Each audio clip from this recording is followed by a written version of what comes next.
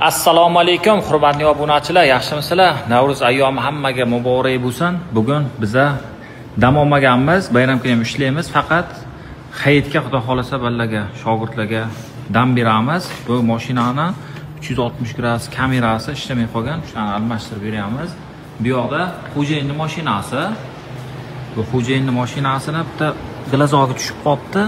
Sal turtib olmadim-da, lekin turtib oldi, aniq qilani. Ko'rayotgan bo'lsanglar, aniq turtib olgan. Mana podxidniklari ham chiqib ketgan. Boy hamma ishini qilib beramiz birato'la. Parogi ham g'iyq yozibdi.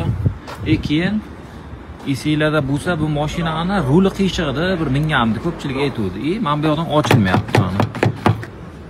Bularni qilib beramiz, parogini ochganda shunday chorlab ishlayotdi. Hamma ishini bittada qilib beramiz bunga.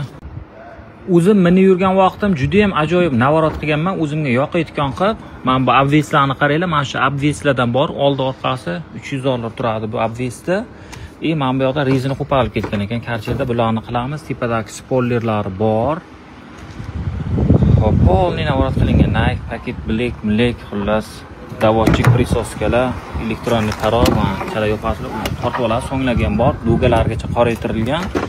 Buni yana bitta zo'r narsasi, mana bu yoqda mana plansheti bor, qaranglar, mana bu yoqasiga o'ynaydi bu.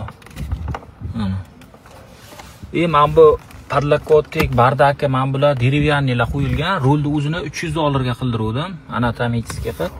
Mana bu narsalarni ko'rayotgan bo'lsanglar, hech yoqda ko'rmaysizlar buni.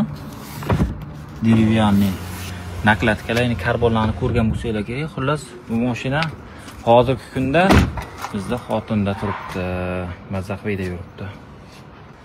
Bu song haqida yana bitta ma'lumot aytay. O'zi bu elektr, oldini gibrid morda qilganman, touring qilganda o'zimga mana shu gibrid morda yoqqan, gibrid mordalar qilganman, ko'zi polni bron qilganman. 2022-yil $43500 ga naqdga olganman bu mashinani va bu mashinani olib 3 kundan keyin urib bu sohaga o'tib ketishimga sababchi bo'lgan bu mashina mana shu bo'ladi. 50 ming yurdi, 3 yil bo'ldi salkam. Mana 50.659, 95% yomkisi qolibdi, 86% zaryadi. Batareyalarda umuman muammo yo'q. Alhamdulillah, mashinam umuman o'zidan o'zi buzilmadi shu paytgacha. Mazza qilib mindim. Bundan keyin meni xotinam minyapti. Video registratorlar qo'yilgan. Mashinani to'g'ri 2-3 marta urildi-yu, lekin nima deydi?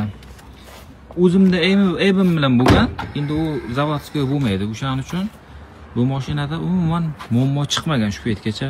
Bir marta ham. Ilohim chiqmasin ham.